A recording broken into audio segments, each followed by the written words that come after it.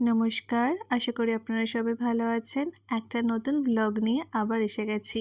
অনেকদিন হলো আপনাদের সাথে আর সেরকমভাবে গল্প করা হয় না, তাই ভাবলাম আজকে আপনাদের সাথে কিছুদিন আগের এক মুহূর্তের কথা শেয়ার করি। দিনটি ছিল রোববার আর আমরা দুজন বেরিয়ে পড়েছি এক বিশেষ উদ্দেশ্যে।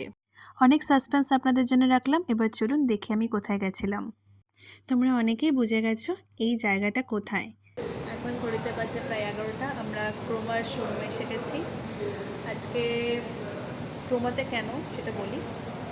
কালকের থেকে সুমনের ফোনটা স্পিকারটা কাজ করছে না, মানে আইফোন 12 যেটা ছিল ওর কাছে সেটাতে একদম কাজ করছে না।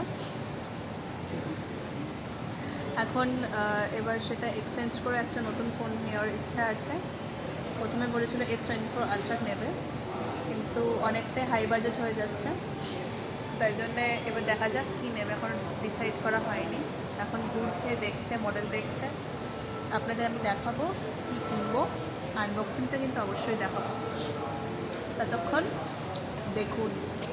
প্রায় 15 মিনিটস ধরে সে ভেবে চিনতে গুগল রিসার্চ করে সবাইকে ফোন করে ডিসাইড করতে পারলো যে শেষমেশ এই ফোনটাই নেবে। এই ফোনটাই আমি এখন আনবক্সিং করব।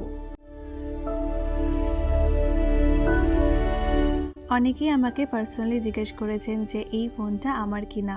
না, একদমই নয়, এই ফোনটা সুমনের, আর আমি শুধু জাস্ট ও বলেছিল বলে আনবক্সিং করেছি। কেমন লাগছে? নিজের না হয়ে খুলতে ভালোই লাগছে আইফোনটা। আনবক্সিং সাথে কি দিয়েছে এটা? সাথে এটা আমাকে গিফট হিসেবে দিয়েছে ক্রোমার নিজস্ব এয়ারপড। যে ওইটাকে এক্সচেঞ্জ করলাম, এক্সচেঞ্জ করে নতুন এটা নিলাম। কালারটা কিন্তু খুব সুন্দর। এবার আপনাদের আমি দেখাবো যে গিফটটা আমি আইফোন 16 প্লাস কেনার পরে পেয়েছি। এই গিফটটা হচ্ছে আমাদের ওই ক্রোমা শোরুম থেকেই দিয়েছে। এই ইয়ারপডটা কিন্তু ক্রোমার নিজস্ব ব্র্যান্ডই লঞ্চ করেছে। ভালোই হলো, আমিও একটা গিফট পেয়ে গেলাম। সুমন তো আইফোন 16 প্লাস নিয়ে ভুলে থাকবে, আর আমি নয় এই ইয়ারপড নিয়েই ভুলে থাকি। ফোন তো আনবক্সিং হয়ে গেল, এবার সব ফর্মালিটিস করা হচ্ছে। আর আইফোন ইনস্টলিং থেকে শুরু করে সব কিছু কমপ্লিট করার পরে বিলিং করার পর কিন্তু ছেলের মনে একটু আনন্দ হয়েছে।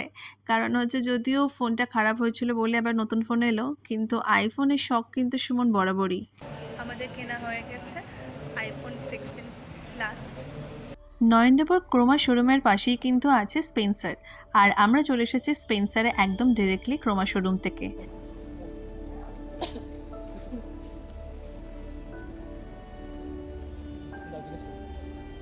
স্পেন্সারে ঢুকে একদম ডিরেক্টলি চলে এসেছি গ্রসারিসের দিকে। গ্রসারিসের মধ্যে আজকে আমাদের চালটা কিনতে হবে, তো ওই জন্য মেনলি আসা। তো আর আমরা 1-2 কিলো না, একেবারে 10 কেজি কিনি। শুধু আজকে চালটাই নেব। আর দেখুন এখানে উইংও হয়ে গেছে। আমি বিলিং কাউন্টারে এসে গেছি, বিলিং কাউন্টারে বিল করে কিন্তু এবার বাড়ির দিকে রওনা দেব। আজ তাহলে অনেকটা সময় আপনাদের সাথে কাটালাম, আবার দেখা হবে আমার নেক্সট ব্লগে। এখন আসি, বাই।